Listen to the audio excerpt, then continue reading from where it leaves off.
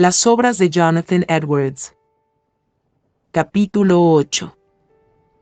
En este capítulo escucharán relatos relacionados con narraciones de sorprendentes conversiones.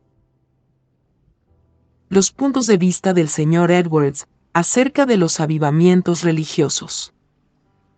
Sorprendente providencia divina en Northampton. 5 discursos. El Sr. Bellamy, un residente de la historia de redención de su familia. Labores extraparroquiales del Sr. Edwards. Sermón en Enfield. Y por último, una mención sobre el sermón predicado en el funeral del reverendo William Williams. El 30 de mayo de 1735, el Sr. Edwards, en respuesta a una carta del reverendo Dr. Coleman de Boston, escribió un breve relato de la obra de la Divina Gracia en Northampton, el cual habiendo sido publicado por él y enviado al reverendo Dr. Watts y al reverendo Dr. Guise, en Londres, esos caballeros encontraron de mucho interés los hechos ahí relatados. Exponiéndolos detalladamente en varias ocasiones delante de grandes asambleas. Y mencionando que el autor, a petición de ellos, había sido convencido de preparar una mucho más completa exposición, mediante una carta a estos mismos caballeros, fechada el 6 de noviembre de 1736.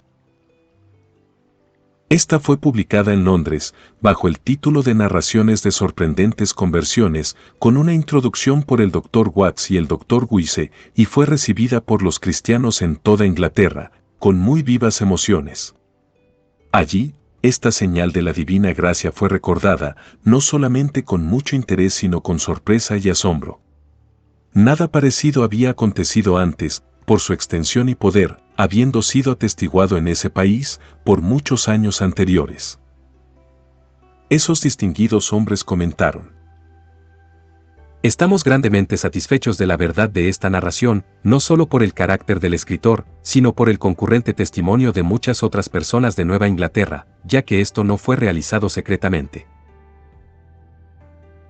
Hay un punto en la tierra, como fuimos informados aquí, en donde hay 12 o 14 pueblos y aldeas, situadas principalmente en el condado de Hampshire, cerca de las orillas del río Connecticut, dentro de un radio de 30 millas, en donde a Dios le agradó 2 años atrás, mostrar su soberana misericordia, en la conversión de una gran multitud de almas, en un corto espacio de tiempo, transformándolos de una forma fría y descuidada profesión del cristianismo, al vivo ejercicio de la gracia en cada cristiano y de la poderosa práctica de nuestra santa religión. El gran Dios parecía estar realizando de nuevo el milagro del vellón de Gedeón, que fue abundantemente empapado con el rocío del cielo, mientras que el resto de la tierra alrededor de él estaba seca, y no había tenido tan extraordinaria bendición.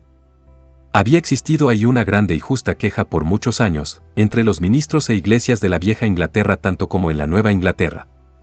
Con excepción del tiempo cuando ocurrió el último terremoto.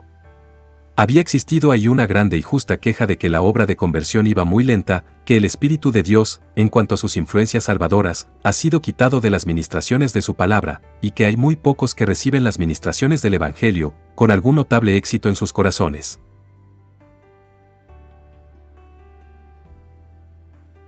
Pero como aún el Evangelio es el mismo divino instrumento de la gracia, así como era en los días de los apóstoles, así nuestro exaltado Salvador ahora y entonces, toma una ocasión especial para manifestar la divinidad de este Evangelio, por medio de un abundante derramamiento de su Espíritu, en donde éste es predicado. Entonces los pecadores en gran número son transformados en santos, y hay ahí una nueva cara de las cosas esparcidas sobre un pueblo o condado. La espesura y los lugares solitarios son alegrados, el desierto se regocija y florece como la rosa, y ciertamente, en cuanto a esta situación, podemos añadir que, ellos han visto ahí, la gloria del Señor, y la excelencia de nuestro Dios. Ellos han visto las salidas de Dios nuestro Rey, en su santuario. Esta obra fue la primera de una serie de publicaciones del Sr. Edwards, con la intención de explicar la naturaleza y efectos de la conversión salvadora, y la naturaleza de una obra genuina del Espíritu Santo en una comunidad. Como una narración religiosa, es una de las más interesantes con las que me he encontrado, teniendo toda la exactitud de las descripciones y la viveza de colores, que tendría la narración de un testigo ocular, cuando fue trazada, no en base a la memoria, sino en el acontecer de las escenas que él describe. Esto lo prueba la más útil y oportuna publicación. Fin del texto. Por un largo periodo, los avivamientos religiosos han sido particularmente desconocidos tanto en Gran Bretaña como en el continente europeo. La Iglesia en general había cesado completamente de esperar eventos de esta naturaleza, recordándolos como restringidos a los tiempos de los apóstoles y a los últimos triunfos de la cristiandad, y parecía que habían tenido una muy imperfecta percepción de sus causas, su naturaleza y de la manera en que ellos deben ser recordados. En ninguna publicación anterior habían sido estos importantes sucesos adecuadamente explicados.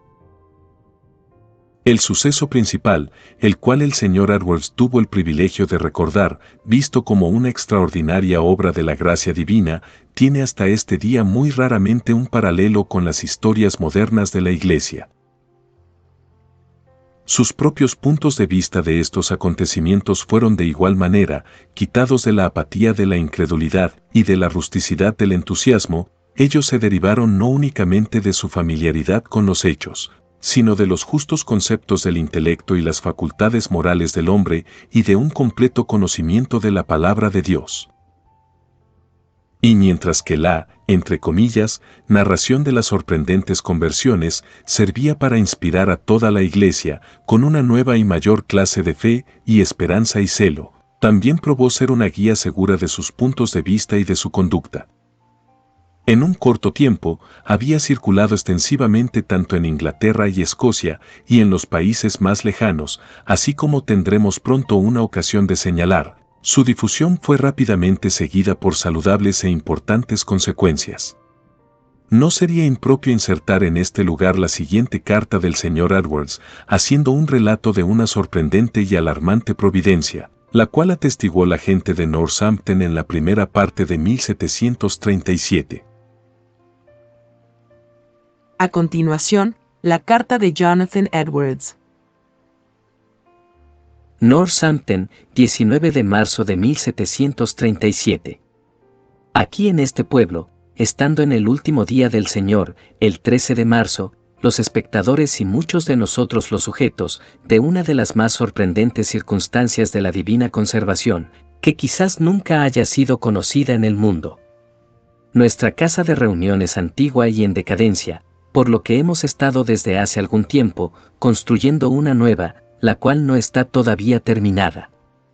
Desde hace tiempo hemos observado que en la casa en donde nos hemos estado reuniendo, el suelo se ha ido gradualmente desgastando, los umbrales y paredes han ido cediendo, especialmente en el frente, por causa del peso de las maderas de arriba que presionan sobre las abrazaderas que están insertadas dentro de los postes y vigas de la casa. Se ha deteriorado mucho más de lo ordinario en esta primavera, lo que parece haber sido ocasionado por lo arcilloso del terreno y a las heladas extremas del invierno pasado, y que ahora se están asentando de nuevo en el lado que está más próximo al sol, por el deshielo de la primavera. Por causa de esto, las vigas de apuntalamiento estando considerablemente desordenadas, lo cual la gente no había estado consciente de ello, hasta que las puntas de las junturas, que sostenían el frente de la galería, fueron sacadas de los maderos sobre los cuales descansaban, por las paredes que se derrumbaban. Así fue que, en medio de la reunión pública del mediodía, poco después de comenzar el sermón, toda la galería llena de gente, con todos los asientos y maderas, repentinamente, y sin ningún aviso se hundió y cayó, con el más asombroso ruido, sobre las cabezas de aquellos que estaban sentados debajo, para asombro de la congregación. La casa estaba llena con dolorosos gritos y llantos, y ninguna cosa se esperaba más que encontrar a mucha gente muerta, o hechos añicos. La galería al caer, parecía que se había roto y había cedido primero por la mitad, así que aquellos que estaban encima de ella fueron arrojados juntos en montones delante de la puerta del frente. Pero todo fue tan repentino, que muchos de los que cayeron, no sabían en ese momento, qué les había pasado. Otros en la congregación pensaban que había sido un extraordinario estrépito o un trueno. La galería que se había caído parecía como si se hubiera partido totalmente en pedazos antes de caerse, así es que alguien que cayera juntamente con ella, así como los que estuvieran debajo, estarían enterrados en las ruinas y fueran hallados aplastados debajo de pesados trozos de madera, y no pudieran hacer nada para ayudarse. Pero tan misteriosa y maravillosamente aconteció que toda vida fue preservada y aunque algunos estaban muy lastimados y su carne desgarrada, y a pesar de todo, tanto como yo puedo entender, ningún hueso se rompió o se descoyuntó entre todos ellos. Algunos de ellos que se creyó en un principio que estarían casi muertos, se recobraban rápidamente, y solo una joven mujer parecía todavía estar en circunstancias de peligro, por una herida interna en su pecho, pero más tarde se tuvo más esperanza en su recuperación. Nadie puede dar una razón o concebir por cuáles medios las vidas de las personas y sus miembros fueron de tal manera guardados, cuando tan grande multitud fueron de tal manera expuestos. No obstante, parecía imposible que tan grande multitud de personas hubieran sido instantáneamente aplastadas y muertas o despedazadas. Parecía irracional atribuirlo a cualquier otra cosa que no fuera al cuidado de la providencia, al disponer los movimientos de cada pedazo de madera y el exacto lugar seguro en donde cada uno debería sentarse y caer, cuando ninguno estaba en la capacidad de cuidar por su propia vida. La sobrevivencia parece ser lo más maravilloso, con relación a las mujeres y los niños que estaban en el pasillo del medio, debajo de la galería, en donde primero cayó y con gran fuerza, y en donde no había nada que hubiera mitigado la fuerza de la caída de tal peso. Un evento así sería suficiente argumento de la divina providencia sobre las vidas de los hombres. Después de este evento, pensamos hacer un llamado para apartar un día y dedicarlo en solemne adoración a Dios, para humillarnos bajo tal amonestación de Dios hacia nosotros en el tiempo del servicio público en su casa, por tan peligroso y sorpresivo accidente, y alabar su nombre por tan maravillosa, como fue de milagrosa, la preservación de las vidas. El último miércoles fue apartado por nosotros para tal fin, por una misericordia, en la cual la mano de Dios es tan extraordinariamente evidente, que Él pueda considerar digno el tocar los corazones de todos los que lo oigan. Fin de la carta. En 1738, el tratado titulado La narración de sorprendentes conversiones fue publicado en Boston con un prefacio escrito por 4 de los ministros más ancianos de ese pueblo. A este fueron añadidos 5 discursos sobre los siguientes temas. 1. Justificación solo por la fe, Romanos 4:5. 2. Arrebatar el reino de Dios, Lucas 16:16. 3. La determinación de Ruth, libro de Ruth 1:16. 4. La justicia de Dios en la condenación de los pecadores, Romanos 3:19. 5. La excelencia de Jesucristo, Apocalipsis 5:5 al 6. El primero de estos 4 sermones fue predicado durante el avivamiento religioso, y fueron publicados gracias al vehemente deseo de aquellos a quienes les fueron predicados.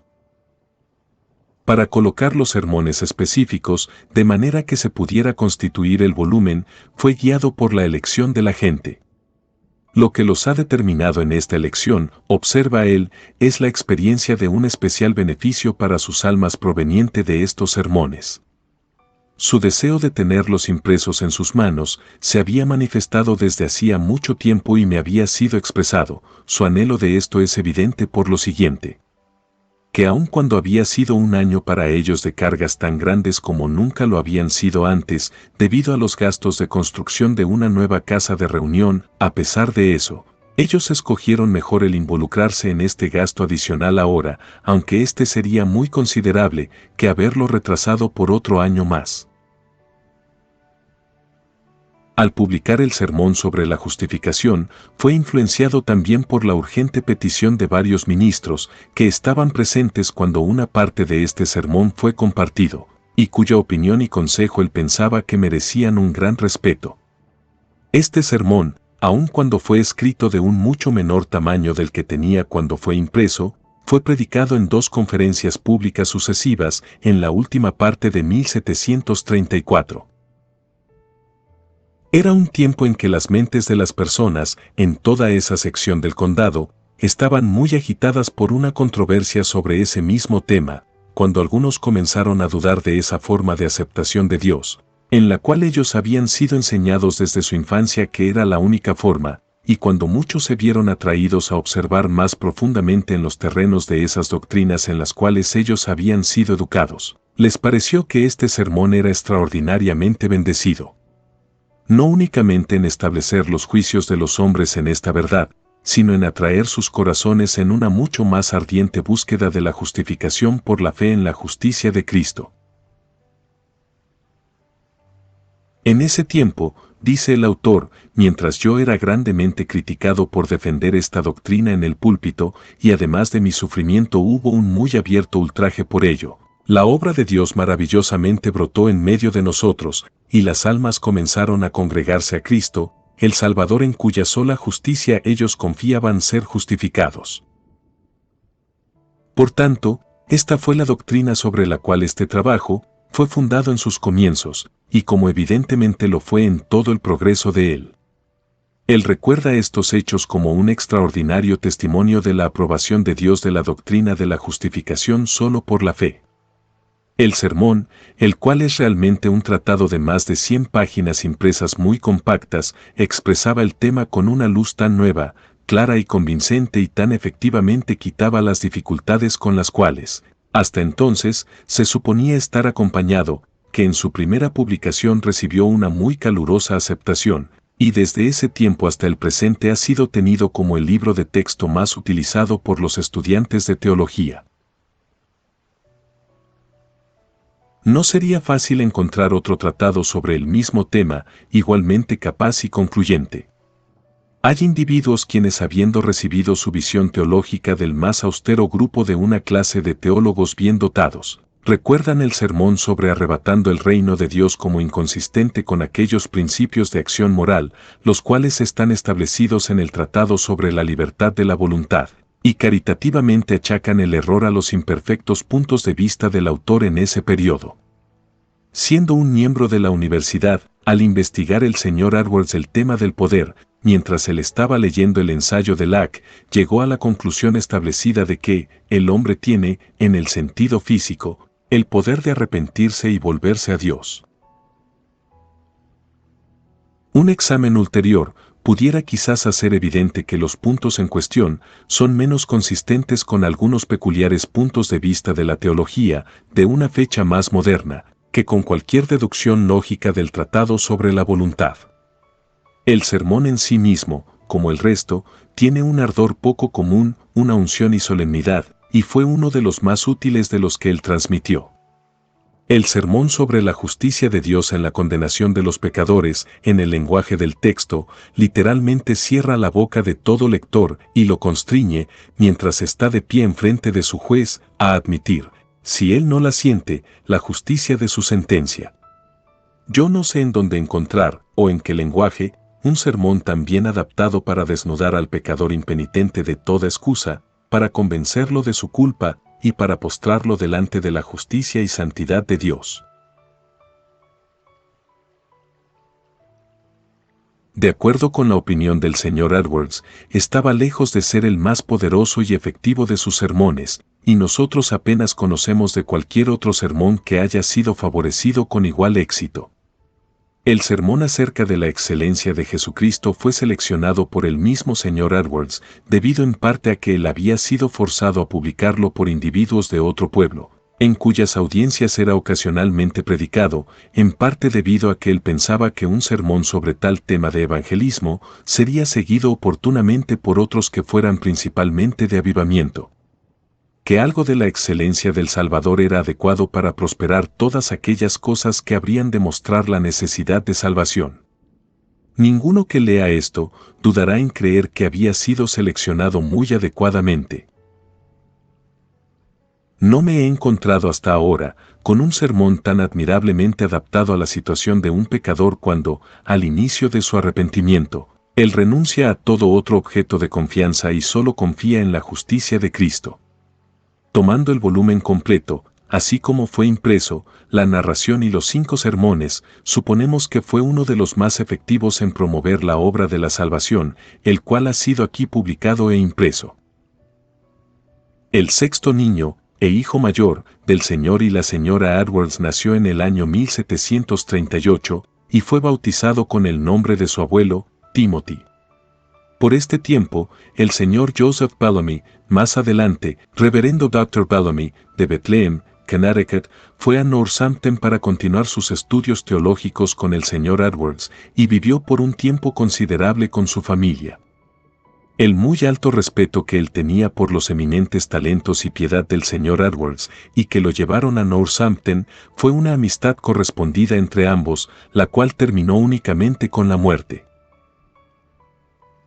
El señor Bellamy se estableció en Bethlehem en la primavera de 1740, en medio de una atención general a la religión por parte de la gente de ese lugar. A principios del mes de marzo de 1739, el señor Edwards comenzó una serie de sermones fundamentados en Isaías 51:8, que dice: Porque como a un vestido los comerá la polilla, como a la lana los comerá el gusano, pero mi justicia permanecerá perpetuamente y mi salvación por generación y generación. Los 8 primeros fueron entregados durante ese mes, los demás 8 en los meses que siguieron, y toda la serie, 30 en total, se completó antes del cierre de agosto. Después, explicando el texto deriva de él la siguiente doctrina. La obra de redención es una obra que continúa desde la caída del hombre hasta el fin del mundo. El tema era uno en la que el señor Edwards sintió el más profundo interés, pero parece que nunca ha repetido la serie de este discurso a su pueblo. Sin embargo, podemos aprender cuáles eran sus intenciones finales del siguiente extracto de una carta escrita por él muchos años después.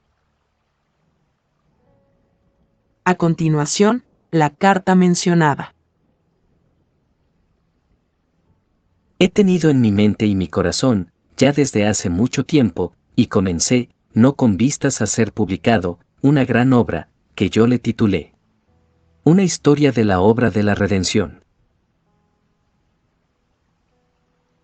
Es una estructura relacionada a la divinidad, en un método completamente nuevo, exponiéndolo en el formato de una historia, considerando el asunto de la teología cristiana, como el todo ello, en cada parte, se encuentra en referencia a la gran obra de redención de Jesucristo, que supongo que es el gran diseño de todos los designios de Dios, y el sumum y el ultimum de todas las operaciones y decretos de Dios, particularmente considerando todas las partes del gran esquema.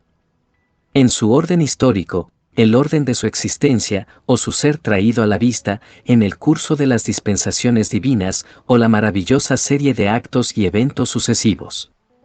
Comenzando desde la eternidad y descendiendo de allí a la gran obra y a las sucesivas dispensaciones del Dios infinitamente sabio en el tiempo, considerando los principales acontecimientos que se avecinan en la Iglesia de Dios y revoluciones en el mundo de la humanidad, afectando el estado de la humanidad.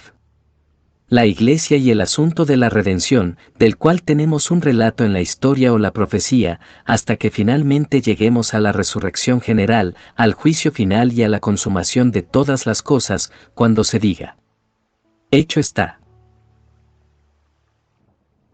Yo soy el Alfa y la Omega, el principio y el fin, concluyendo mi trabajo con la consideración de ese perfecto estado de cosas que será finalmente establecido para durar por la eternidad. Esta historia se llevará a cabo con respecto a los 3 mundos, cielo, tierra e infierno. Considerando los eventos que se conectan de forma sucesiva y las alteraciones en cada uno de estos, tanto como las escrituras dan alguna luz, introduciendo todas las partes de la divinidad en ese orden de manera que sea lo más natural y escritural posible. Es un método que a mí me parece el más interesante y hermoso. Respecto a esto, es obvio que durante mucho tiempo él acarició la intención de reescribir y ampliar su trabajo para convertirlo en un tratado regular. Pero este proyecto nunca lo logró. Más adelante, Se relatará más detalles sobre la obra mencionada en esta carta. La sexta hija del señor y la señora Edwards nació el 24 de junio de 1740 y se llamó Susana.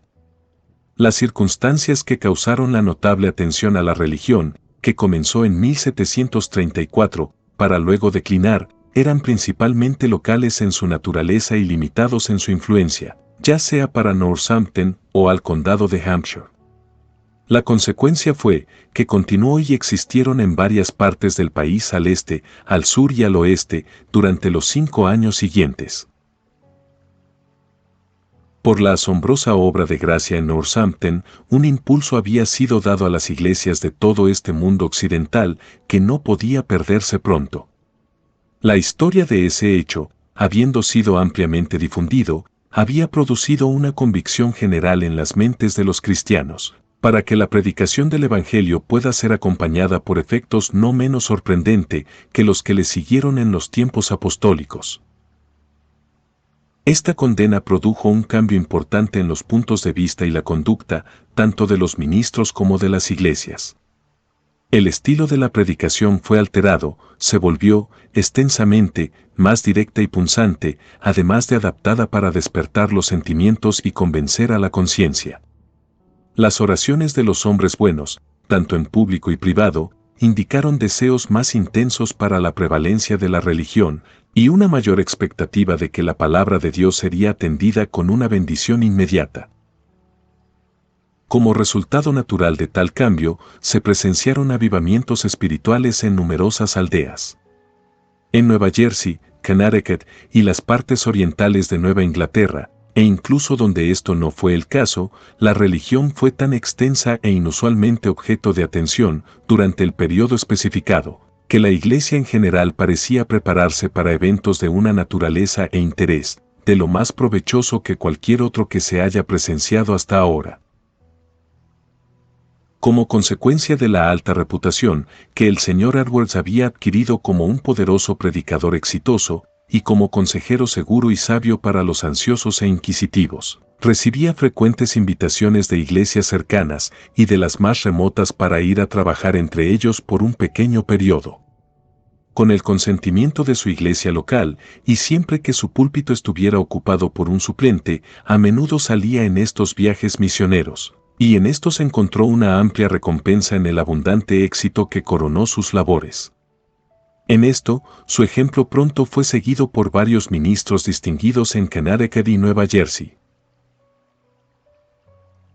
En una de estas excursiones, pasó un poco de tiempo en Enfield, en Connecticut, donde predicó, el 8 de julio del año 1741, el conocido sermón titulado Pecadores en manos de un Dios airado, fundamentado en Deuteronomio 32 al 35. Esta fue la causa de un despertar inmediato y general de la religión en todos los lados de ese lugar. Este sermón fue publicado poco después. El 2 de septiembre siguiente, predicó el sermón, titulado Las penas de los afligidos se extendieron ante Jesús. Esto fue en el funeral de su tío, el reverendo William Williams de Hatfield, un caballero muy respetado por su buen entendimiento, piedad y fidelidad como ministro. Este sermón fue publicado inmediatamente después. Fin del capítulo 8.